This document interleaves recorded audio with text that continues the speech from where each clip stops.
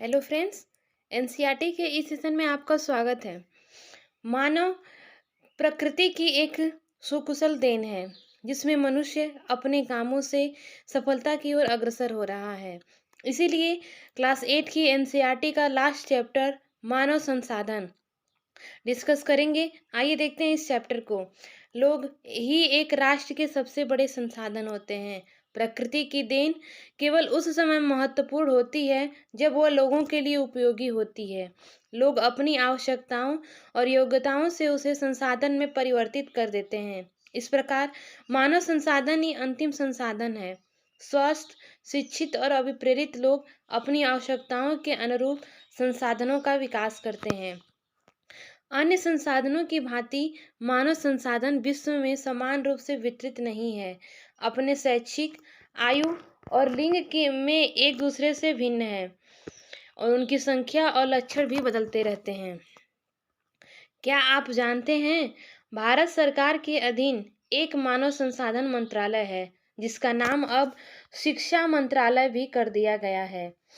आइए 1985 में इस मंत्रालय का निर्माण लोगों के कौशल को बढ़ाने के लिए किया गया था। इससे यह प्रदर्शित होता है कि लोग देश के लिए कितने महत्वपूर्ण संसाधन हैं। क्या आप जानते हैं प्रधानमंत्री कौशल विकास योजना PKVY को 2015 में 1 करोड़ भारतीय युवाओं को 2016 से 2020 तक प्रशिक्षित करने के उद्देश्य से शुरू किया गया था। इस योजना का उद्देश्य संभाव्य और मौजूदा रोजगार अर्जक को गुणवत्ता प्रशिक्षण प्रदान करके रोजगार योग्य कौशल की योग्यता को प्रोत्साहित करना है। आइए देखते हैं, ये बच्चों की कहानी है जो इस बच्चों और शिक्षक के बीच हो रही है। आपके विचार से विश्व में कितने लोग हैं? मेरी कक्षा में 30 बच्चे हैं। विश्व में लगभग 6.6 अरब लोग हैं। मेरे विद्यालय में 500 बच्चे हैं और मेरे गांव में 1000 लोग हैं।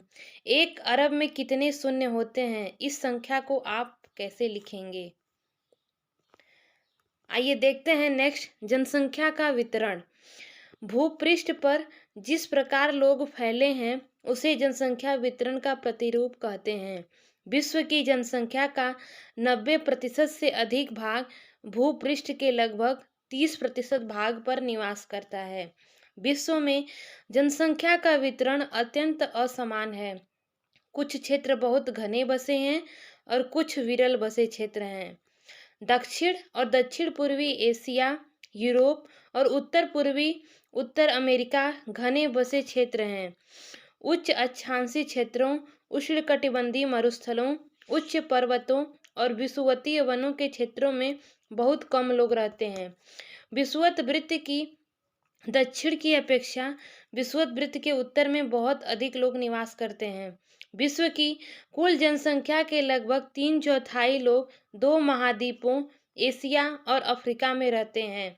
विश्व के 60% लोग केवल 10 देशों में रहते हैं। इन सभी देशों में 10 करोड़ से अधिक लोग रहते हैं।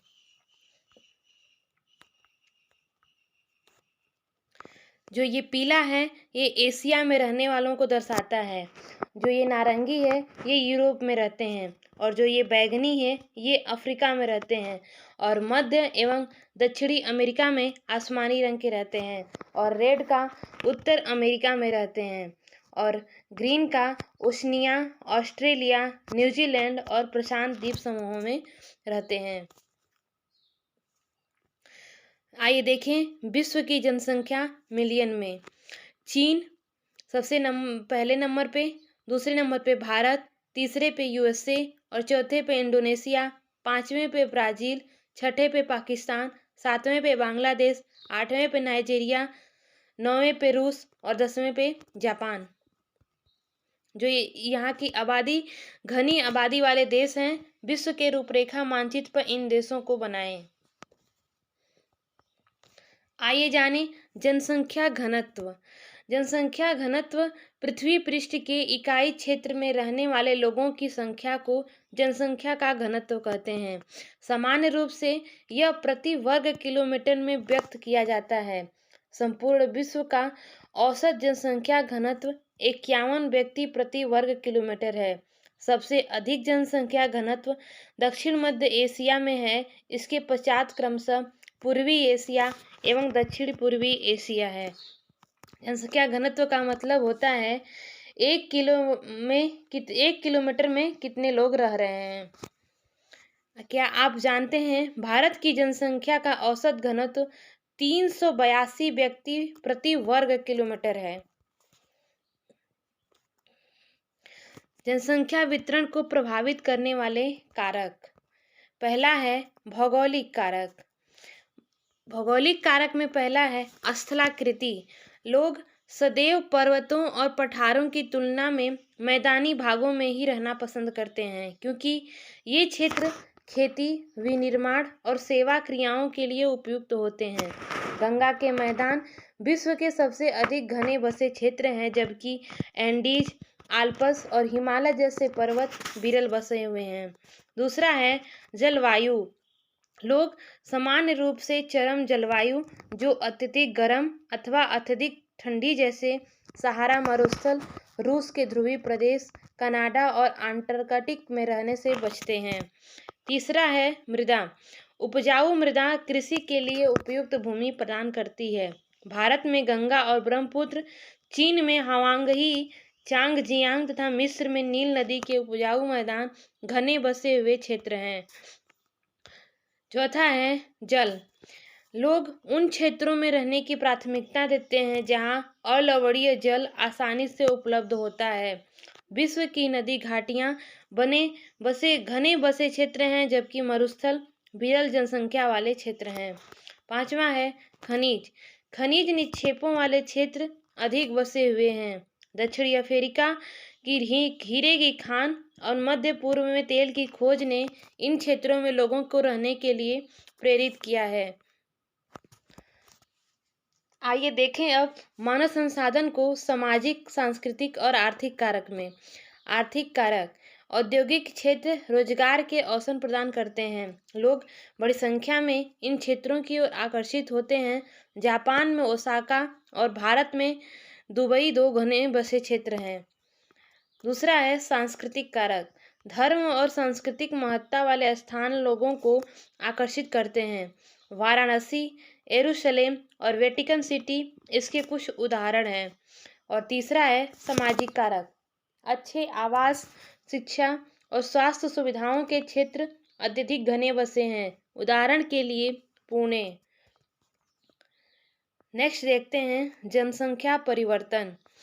जनसंख्या परिवर्तन से तात्पर्य एक निश्चित अवधि के दौरान लोगों की संख्या में परिवर्तन से है। विश्व की जनसंख्या स्थिर नहीं है, यह कई गुना बढ़ गई है, जैसा चित्र 6.3 में दिखाया गया है। आखिर क्यों ऐसा? वास्तव में जन्म और मृत्यु की संख्या में परिवर्तन के कारण हुआ है। मानव इतिहास की लंबी अवधि में सन 1800 तक विश्व की जनसंख्या धीरे धीरे बढ़ी। जब बड़ी संख्या में बच्चे जन्म लेते थे, लेकिन शीघ्र ही उनकी मृत्यु भी हो जाती थी। ऐसा इसलिए था क्योंकि वहाँ उचित स्वास्थ्य सुविधाएं नहीं थीं। सभी लोगों के लिए पर्याप्त भोजन उपलब्ध नहीं था। किसान सभी लोगों की भोजन की आवश्यकताओं को पूरा करने के लिए पर्याप्त उत्पादन करने में सक्षम नहीं थे। इसके परिणाम स्वरूप जनसंख्या में वृद्धि बहुत ही कम थी। सन 1804 में विश्व की जनसंख्या 1 अरब हो गई थी। 150 वर्षों बाद 1959 में विश्व की जनसंख्या 3 अरब पहुंच गई। इसे प्रायः जनसंख्या विस्फोट कहते हैं। 1999 में 30 वर्ष की अवधि से कम में जनसंख्या दोगुनी 6 अरब हो गई। इस वृद्धि का मुख्य कारण खाद्य आपूर्ति एवं औषधियों के कारण मृत्यु दर कम होना है, जबकि जन्म दर अभी भी बहुत अधिक रही। जन्मों के साधारणतः जन्म दर में आंका जाता है। जन्म दर अर्थात प्रति 1000 व्यक्तियों पर जीवित जन्मों की संख्या में मापा जाता है। मृत्यु दर को प्रति 1000 व्यक्तियों पर मृतकों की संख्या में मापा जाता है। किसी क्षेत्र विशेष में लोगों के आने जाने को प्रवास कहते हैं। जन्म और मृत्यु मूल जनसंख्या परिवर्तन के प्राकृतिक कारण हैं। एक देश के जन्म दर और मृत्यु दर के बीच के अंतर को प्राकृतिक वृद्धि दर कहते हैं। विश्व में जनसंख्या बढ़ने का मुख्य कारण प्राकृतिक वृद्धि दर और दर की तीव्रता से बढ़ना है। प्रवास का एक अन्य कारण है जिससे जनसंख्या के आकार में परिवर्तन होता है। लोग एक देश में अथवा देशों के बीच एक स्थान से दूसरे स्थान पर जा सकते हैं। उत्प्रवासी वे लोग होते हैं जो देश को छोड़ते हैं। आप्रवासी वो लोग होते हैं जो देश में आते हैं। नेक्स्ट है, संयुक्त राज्य अमेरिका और ऑस्ट्रेलिया जैसे देशों में भीतरी प्रवास अथवा आप्रवास द्वारा संख्या बढ़ी है। सूडान देश एक ऐसा उदाहरण है जिसमें लोगों के बाहर चले जाने अथवा उत्प्रवास के कारण जनसंख्या में कमी का अनुभव किया गया है। अंतर्राष्ट्रीय प्रवास की सामान्य प्रवृत्ति यह है कि लोग अच्छे आर्थिक अवसरों की खोज में कम विकसित राष्ट्रों से अधिक विकसित राष्ट्रों में चले जाते हैं। देशों के अंदर बड़ी संख्या में लोग रोजगार, शिक्षा और स्वास्थ्य सुविधाओं की खोज में ग्रामीण क्षेत्रों से नगरीय क्षेत्रों में चले जाते हैं। देखते हैं नेक्स्ट, जनसंख्या परिवर्तन के प्रतिरूप। जनसंख्या वृद्धि दर विश्व में अलग अलग है। यद्यपि विश्व की कुल जनसंख्या तीव्रता से बढ़ रही है, तथापि सभी देशों में यह वृद्धि अनुभव नहीं की जा सकती। कुछ देशों में जैसे केन्या जनसंख्या वृद्धि की दर ऊंची है। उन देशों में जन्म दर और मृत्यु दर दोनों ही उच्च हैं। हाल ही में स्वास्थ्य सेवाओं में सुधार के साथ मृत्यु दर में कमी हो गई है, परंतु जन्म दर अभी भी अधिक है, जिससे वृद्धि दर बढ़ रही है। अन्य देशों में जैसे यूनाइटेड किंगडम में निम्न जन्म दर और मृत्यु दर के कारण जनसंख्या में की वृद्धि की दर मंद है। नेक्स्ट है जनसंख्या संगठन। किसी देश की जनसंख्या कितनी भी अधिक हो, उसका उस देश के आर्थिक विकास के स्तर को कुछ अंतर नहीं पड़ता। उदाहरण के लिए बांग्लादेश और जापान अति घने बसे देश हैं, लेकिन जापान बांग्लादेश से आर्थिक रूप से अधिक विकसित देश है। एक संसाधन के रूप में लोगों की भूमिका को समझने के लिए हमें उनके गुणों के बारे में जानने की आवश्यकता होती है। लोग अपनी आयु, लिंग, साक्षरता स्तर, स्वास्थ्य दशाओं, व्यवसाय और आय के स्तर पर एक दूसरे से भिन्न होते हैं। लोगों की इन विशेषताओं के बारे में जानना आवश्यक है। जनसंख्या संगठन जनसंख्या की संरचना को दर्शाता है। जनसंख्या संगठन हमारे यह जानने में सहायता करता है कि कितने पुरुष हैं और कितनी स्त्रियां, वे किस आयु वर्ग के हैं, कितने शिक्षित हैं और वे किस प्रकार के व्यवसाय में लगे हैं, उनकी आय का क्या स्तर है और स्वास्थ्य दशाएं कैसी हैं। एक देश के जनसंख्या संगठन का अध्ययन करने की एक रुचिकर विधि जनसंख्या पिरामिड है, जिसे आयु लिंग पिरामिड भी कहते हैं। एक जनसंख्या पिरामिड दर्शाता है कि कुल जनसंख्या विभिन्न आयु वर्गों में विभाजित है। उदाहरणार्थ 5 से 9 वर्ष, 10 से 14 वर्ष। दूसरा, कुल जनसंख्या का प्रतिशत। इन वर्गों में से प्रत्येक वर्ग में पुरुष और स्त्रियां उपविभाजित हैं। जनसंख्या पिरामिड का आकार उस विशिष्ट देश में रहने वाले लोगों की कहानी बताता है। बच्चों की संख्या 15 वर्ष से निचले भाग में दर्शाई गई है और यह जन्म के स्तर को दर्शाती है। ऊपर का आकार वृद्ध लोगों 65 वर्ष से अधिक की संख्या को दर्शाता है और मृतकों की संख्या को दर्शाता है। जनसंख्या पिरामिड एक देश में आश्रित लोगों की संख्या भी बताता है। युवा आश्रित लोग 15 से कम आयु के और वृद्ध आश्रित लोग 65 से अधिक आयु के आश्रित आयु जनसंख्या के अंतर्गत आते हैं। यानी कार्यरत आयु वर्ग 15 से 65 के लोगों को आर्थिक रूप से सक्रिय वर्ग में रखा गया है। एक देश का जनसंख्या पिरामिड जिसमें जन्म दर और मृत्यु दर दोनों ही ऊंचे हैं, आधार पर चौड़ा है और ऊपर तीव्रता से सकरा हो जाता है। ऐसा इसलिए है कि बहुत से बच्चे जन्म लेते हैं, लेकिन उनमें से अधिकतर की मृत्यु शैशव काल में ही हो जाती है और कुछ ही बड़े हो पाते हैं। इसलिए वहाँ वृद्ध लोग बहुत कम हैं। इस स्थिति को केन्या के पिरामिड द्वारा दर्शाया गया है। जिन देशों में मृत्यु दर विशेष रूप से बहुत छोटे बच्चों में कम हो रही है। युवा आयु वर्ग का पिरामिड चौड़ा है क्योंकि शिशु प्रौढ़ावस्था तक जीवित रहते हैं। यह भारत के पिरामिड में दृष्टिगोचर होता है क्योंकि भारत युवाओं का देश है। इस प्रकार जनसंख्या में युवा सापेक्षित अधिक हैं। इसका अर्थ मजबूत और वर्धमान बढ़ती हुई श्रम शक्ति है। कम जन्म दर वाले जापान जैसे देशों में आधार पर पिरामिड सकरा है। घटी मृत्यु दर के कारण अधिक लोग वृद्धि आयु तक पहुंच रहे हैं। कुशल, उत्साही, आशावादी और सकारात्मक दृष्टि जैसे युवा जन किसी राष्ट्र के भविष्य होते हैं। हम भारतवासी भाग्यशाली हैं कि हमारे पास ऐसा संसाधन है।